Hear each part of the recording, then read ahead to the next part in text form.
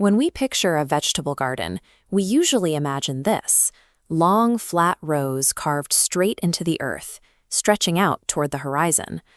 That traditional layout requires massive amounts of square footage because it relies on two-dimensional spacing. When you drop a seed into flat, packed earth, its roots have nowhere to go but outward, staying shallow and sprawling near the surface. To keep those root systems from fighting over limited nutrients, you have to plant your crops several feet apart. All that empty space between the rows creates a secondary problem. To weed and harvest, humans have to walk through the garden. Every footstep physically crushes the dirt, destroying the microscopic air pockets and pathways that roots rely on to breathe. The classic row garden operates like suburban sprawl. It assumes you have unlimited, cheap acreage to burn, a luxury that is increasingly incompatible with soaring grocery costs and shrinking backyards. But look at the math in this footprint. Just 5 4x10-foot garden boxes, 200 square feet total, can yield up to 300 pounds of fresh produce in a single season. That covers the average American's entire vegetable consumption for an entire year. If you read the back of a standard seed packet, it will tell you to space your plants 1, 2, or even 3 feet apart. Those instructions are written for the sprawl of flat, in-ground farming. Packing hundreds of pounds of food into a tiny patio space doesn't require specialized seeds. It requires measuring the garden by its total volume rather than just its surface area. Elevating the garden above ground introduces one unbreakable rule: never step on the dirt. Removing the weight of a heavy boot changes the underground mechanics. Without constant human foot traffic compacting the earth, soil structure remains permanently loose and highly aerated. Water drains through it freely, rather than pooling on a hard-packed surface to create rot. This cross-section compares the two environments. On the left, in compacted ground, roots spread horizontally across the surface.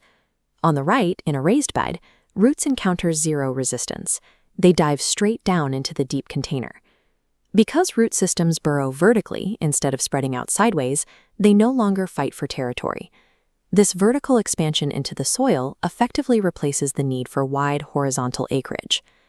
This top-down grid illustrates square-foot gardening.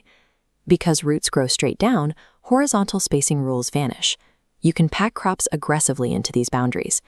A single square holds 1 tomato, 4 lettuces, 9 spinach plants, or 16 radishes.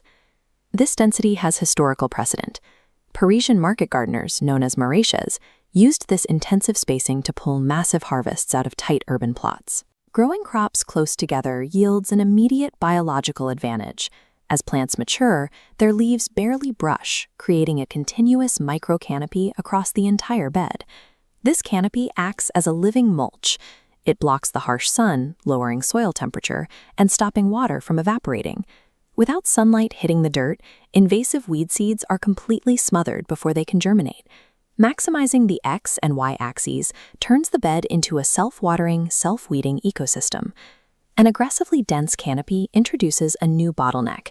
Cramming too many plants together above ground restricts airflow, trapping humidity and creating a breeding ground for mold and rot. The solution is vertical architecture. By installing steel arches and trellises, you force vining crops like cucumbers to grow straight up into the sky. Pushing vines up a trellis completely clears out the ground floor. Plants get 360-degree sunlight, the airflow kills off umbel spores, and produce hangs at eye level, so you never hunt through the dirt for a harvest. This chart tracks soil temperatures over a year, revealing a fourth dimension of efficiency: time. Because the raised volume of soil sits above the frost line, it thaws earlier in the spring and resists freezing for much longer in the fall.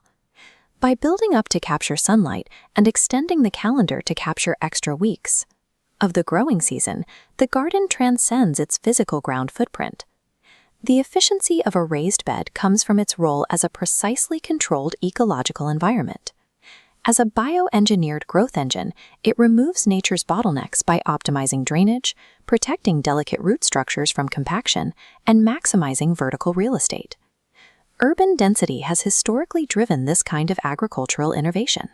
When land is scarce, growers find ways to pull massive yields from tight boundaries. Securing a reliable, independent food source does not require a sprawling farm or tilling an entire backyard. By rethinking the growing space as a three-dimensional volume rather than a flat footprint, anyone can turn a small patch of grass or a driveway into a hyper-efficient food factory.